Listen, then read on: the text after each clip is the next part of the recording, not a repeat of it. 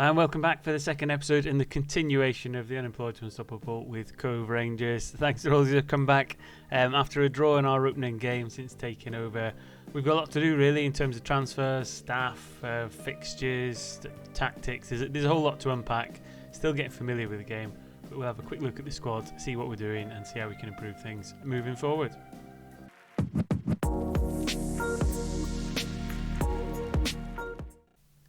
So first things first really, I've edited the squad view slightly. I like to see the ability and potential in there. We've got the average ratings on the end as well. I think that's pretty much how I like to have it. It's maybe not necessarily in the particular order I would have liked it. But what I think I can pick up straight away is from the assessment of the current ability. There's a few players missing out that maybe should get some first team football. So certainly for the next fixture, Michael Doyle might come out at right back. We might put in Cameron Rowley, and there's a few other ones we might just change along the way as we get a little bit more familiar with the players in the squad. Certainly Hayden Borland and Emsley, who are in on loan, seem to be good picks up top. Jackson Milcreast maybe needs to get a little bit more football. There's quite a lot of players on 3-star ability on there, can rotate around a little bit. However, Mikey Milnes, who I'd put in at 18 years old, maybe not quite ready yet. I think he's one for the future, but maybe I've jumped him in a little bit too early. At the same time, I've tried to bring in some free transfers on trial, so Jordan Starkey looks to be the best of them. 16-year-old Scott, current ability 2-star, can go up to maybe 4-star. We maybe look at signing him. Boris Malingui, with French free transfer. I mean, again, he's not particularly great. Griffin Sabatini, a Swiss player. Again, it doesn't look like he's actually particularly great, so we might give him a miss. But I've tried to get new scouts in. We've just offered contracts to a couple of new scouts, an assistant manager and some medical staff, so hopefully the staff will be fleshed out soon. I'm still trying to get a bit familiar with the recruitment side of things. I don't want to rely too much on just going into the player database. I'd rather it came from our recruitment team, so I'm trying to set up some recruitment focuses. One of them's currently looking for a right back, which was recommended by the scout team, so he's recommended one for goalkeepers as well. I've put one for all players on free transfers, so hopefully we can get some of them come through soon. And as they come through, we'll maybe look if we can improve the squad in some ways now that we're in January and we're into the transfer window. So I'll keep plodding along. We'll see how we go and see if we can improve the squad before we get to the next match. And we have taken the lead in a home game against Montrose, a free kick from Glass. We've changed some of the tactics a little bit to put their roles in a more suitable position, but a lovely little finish from Glass there to put us 1-0 up on the 22nd minute. And right on the stroke of half-time, we've got a second. Glass delivering a corner into Borland, who leaps like a salmon, as they would say, and heads one into the bottom corner to stick us 2-0 up at home against Montrose. At half time it's going alright. A quick update on what changes we made. We changed Milne's position in that defensive midfielder role to be a deep line playmaker. We changed Yule to be a central midfielder, and we made Glass as an attacking midfielder just to try and unleash a bit more attacking potential from him. That's worked out in the centre midfield. Megginson, the only other change in terms of tactics, we made him a target forward as opposed to a centre forward, just to make him more of a focal point because we've got one player up top. But so far so good. Stats are starting to work now, so I don't know if there's been some kind of fix overnight, but we're starting to see the match stats in the game, and we'll keep going, and hopefully we can secure our first 3 points since taking over at the mighty Cove Rangers. And on the 67th minute, we have notched up a third. Emsley with some great work down the left-hand side, getting a shot off in the box. Keeper initially saved it, I think, with his face. Yule pops up and just slots it into an empty net to put the mighty Cove 3-0 up, and it looks like the points are secured on the 67th minute. And a penalty awarded to make it 4. Megginson, not wanting to miss out on the goal scoring form we've got in this match, gets the penalty, plays it to the left hand side, leaves the keeper going the wrong way, and that is 4 now on the 72nd minute. And we couldn't have hoped for a better start to the first home game in charge than we have here. And there we have it, second game in charge. Statistics look pretty good for us in terms of shots on target. I mean, they had far more shots than we did, but playing on the counter-attack, we managed to get 11 on target to their 5. XG 1.95 to their 1.76. Not much in terms of possession, but I think we're in that position where we just need to get some goals and points on the board. It's not lifted us off the bottom. But we've closed that gap, and we just need to get a few more points to make sure we can pull clear of these bottom positions. And in terms of the team and the form, I think a number of players there have done themselves really proud. Glass and Borland, probably the pick of them. But again, good solid mentions for Yule, another good game in midfield. Back four and the keeper looking quite solid. Emsley had a great game on the left-hand side, so maybe that one area on the right-hand side, which we have got a bid in for a player, that might be one area to look at strengthening, and we'll keep an eye on Harrington at left-back. But it's only one game to look at in isolation. We need to keep moving forward and see how we go over the next few games. Quick little bit of housekeeping regarding the squad. We've got a lot of players who are out of contract at the end of the season. To save it being too tumultuous and really difficult changing around the whole squad, and I'm quite unfamiliar with the transfer window at the minute, I've just given them all an extra 1 year contract offer. Hopefully the majority of them will take it, stay in the division this season, and then just look to build for next season, where we'll still have the bulk of the players, hopefully, and we can add to that with one or two over the summer transfer window. So I think it's probably the smartest thing to do at this stage of the game, but now that we kind of got them contracts in place, the staff are on their way and we've got our first 3 points, I'll crack on and get through a few games now. I'll update you if anything happens in terms of transfers coming in, but we'll very much push on towards the end of the season and hopefully manage to stay in the division. But yeah, hopefully you've enjoyed the goals so far. A big victory. We'll see what else can come. If there's any good goals along the way, I'll try and keep them in here so we can see what the new match engine looks like in terms of its animations and what the players can do. So stick around. I'll be back very shortly. And our first sign-in is complete. We're bringing in Lewis McGrattan, a winger on the right-hand side, to kind of fill that position that we were one of the weak areas I think identified in the game, but it gives a little bit more strength in depth over there as well. So he's rejected a free transfer to Partick Thistle at the end of his contract, and he's chose to sign for Cove Rangers. So let's get him in the team, let's see how he gets on, and I think that's a pretty good signing for our first one.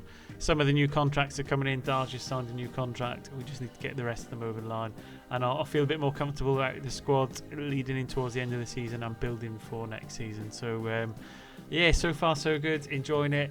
Still a bit unfamiliar with the UI, etc., but I think I'm starting to get used to it. I don't think it's terrible, I just think it's a little bit different, but yeah, we'll get there, and I think certainly the match engine and the graphics in the games is a lot better than it used to be.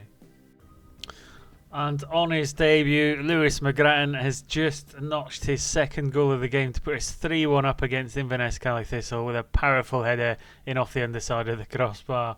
So a great start to his career at Cove Rangers, and we'll see how much more goals he can get as we get towards the end of the season.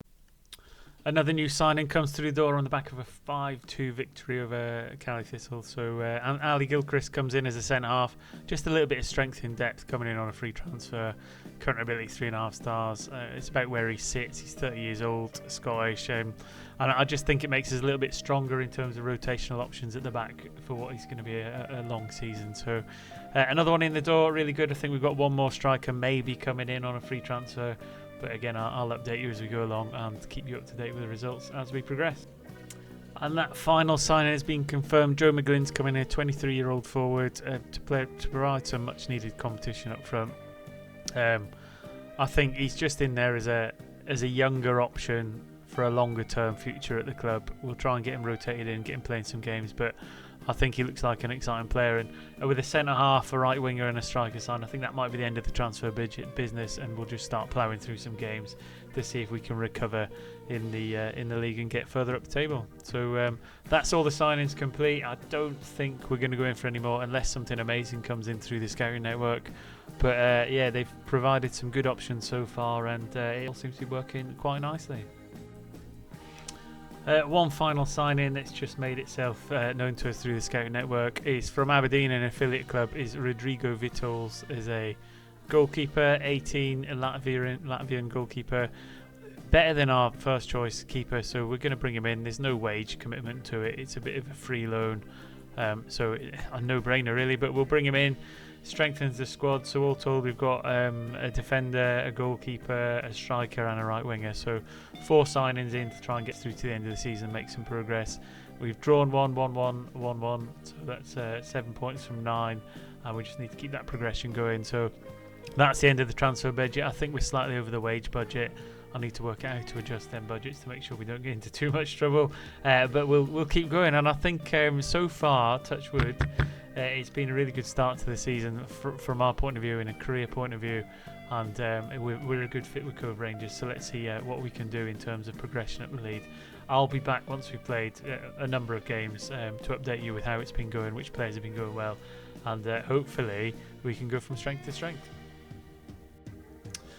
In what was a very nervy yet exciting match, we've managed to come from 3-1 down to rescue a victory against Queen of the South, Cove Rangers.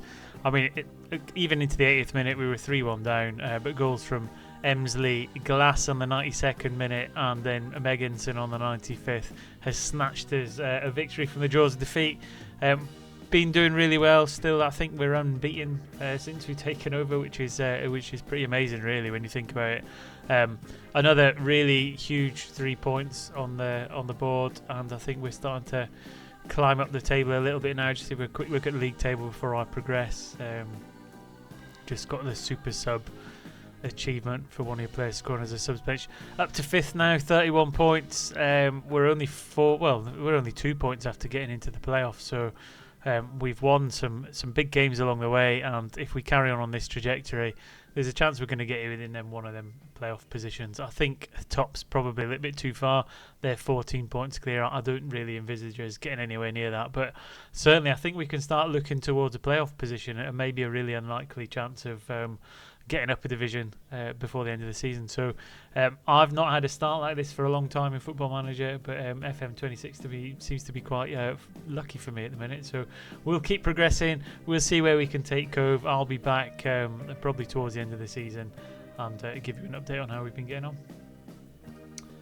Welcome back. We'd had word that this could be a once in a generation youth intake coming through at Cove Rangers, and they've delivered with 9 elite prospects. Now I don't know how good these turn out to be, but what this does, though, it's the first time we've seen it before we get into any kind of youth intake challenge later in the year. But if you can get intakes like this at a club like Cove, I think this really bodes well for that type of save moving forward.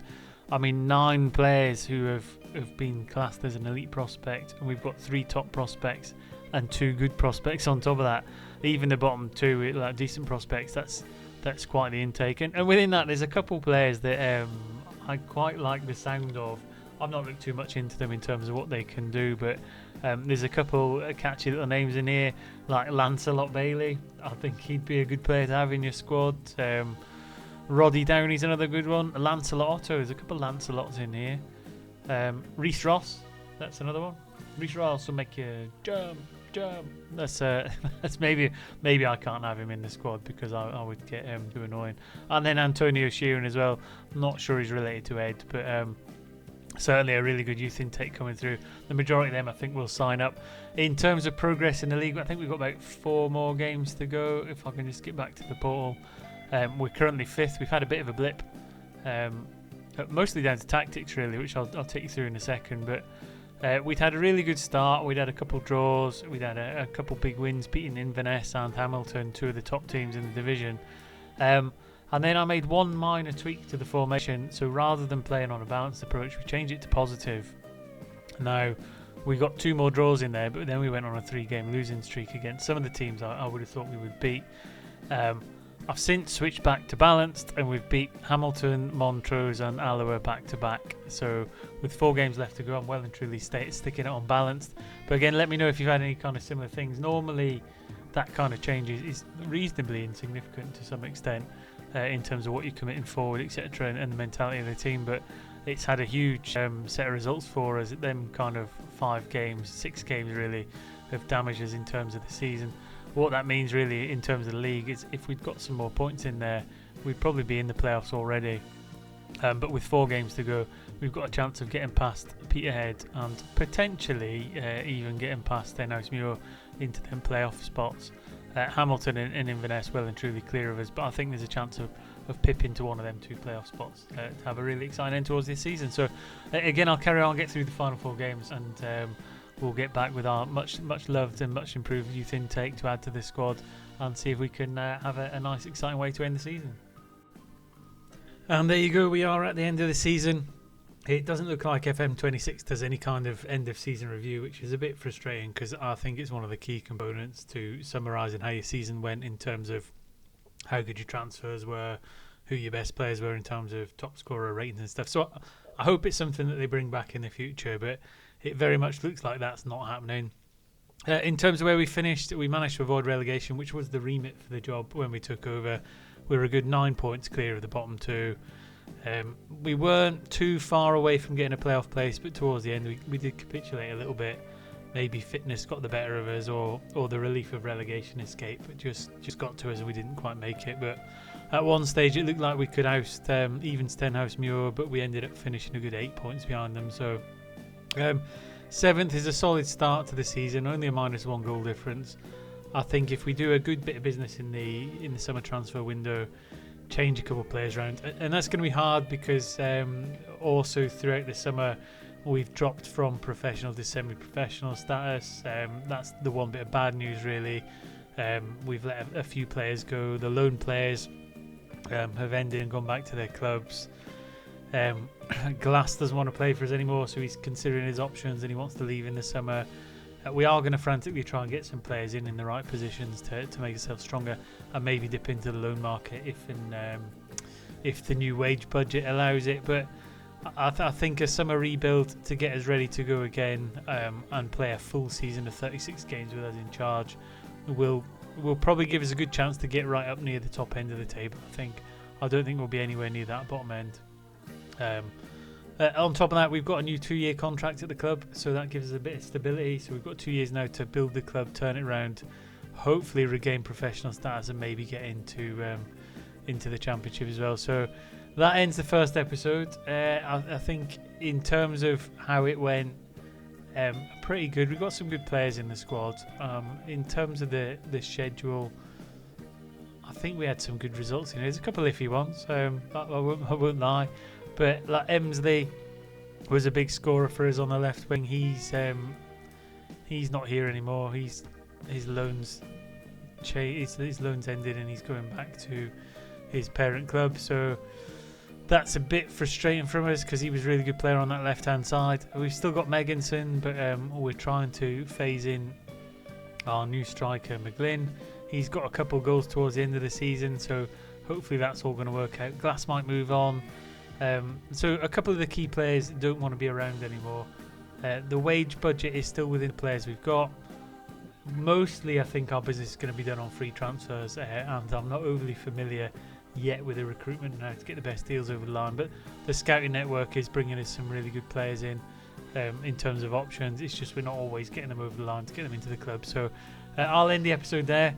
We'll get ready for summer transfer rebuild. We'll look at the players that have left, the players that come in, and see if we make some predictions for what we can do in a full season in season 2 with Curry Rangers. So once again, thanks for watching. Hopefully you've enjoyed it.